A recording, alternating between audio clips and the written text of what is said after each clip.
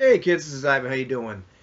I tried to make this video about 15 times today and it sucked. So I'm going to try a different approach to get to the same point.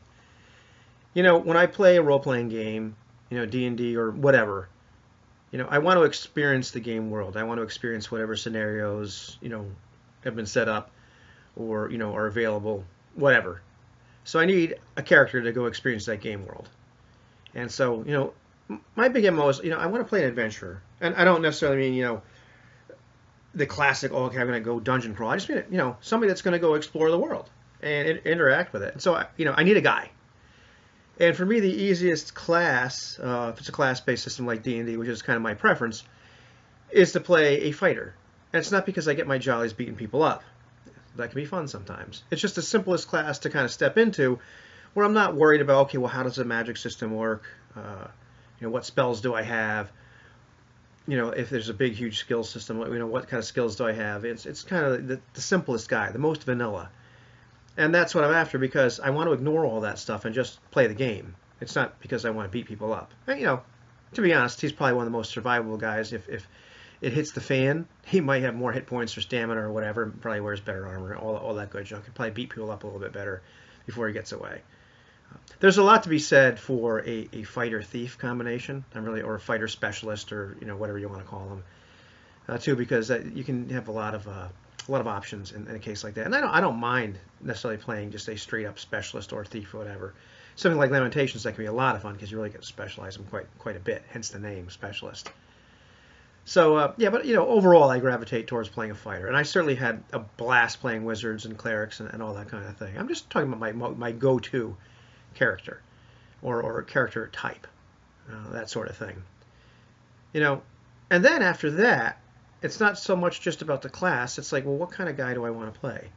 And I think the two big camps you can divide characters up into, in terms of motivations or just approach to the world, is hero and scoundrel.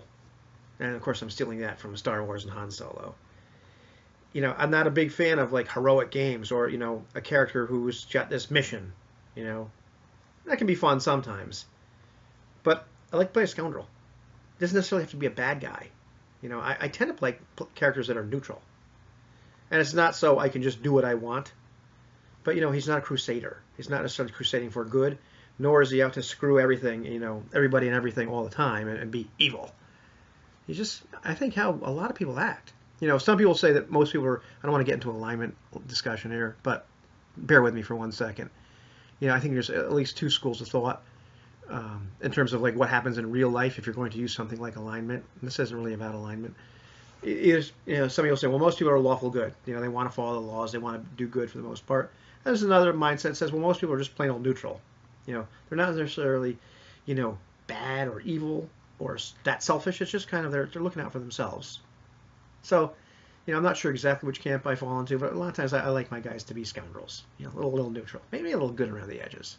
But I digress. See, I shouldn't have gotten into that alignment discussion at all. I like to play a scoundrel. I don't want a guy that's crusading. I want a guy that's going to, look out for his own interest to a certain degree. He's not always going to do good. He's not always going to do evil either. He's just he's out for himself.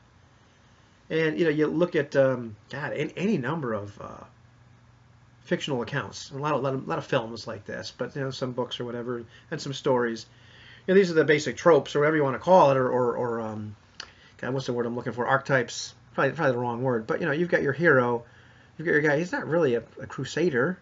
He's kind of a little out for himself. He's the kind of maybe even selfish guy that gets caught up in something where, he does a little bit of good by accident, that sort of thing. And once again, what are they? They're not wizards. Swords and sorcery, whatever kind of fantasy. Generally, our protagonists are guys with mixed intentions, mixed motivations, and they're not magic-y guys. They're average Joe.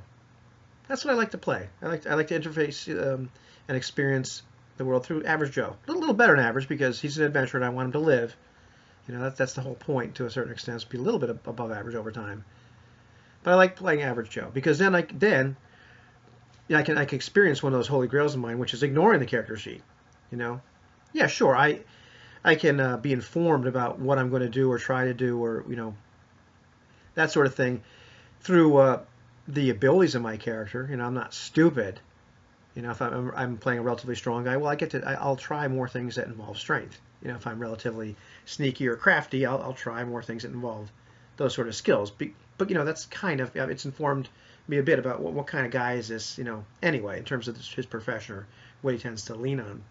You know, that's a lot different than just the skill-based style of play. So I digressed again. But yeah, I like to play a fighter. I like to play a bit of a scoundrel.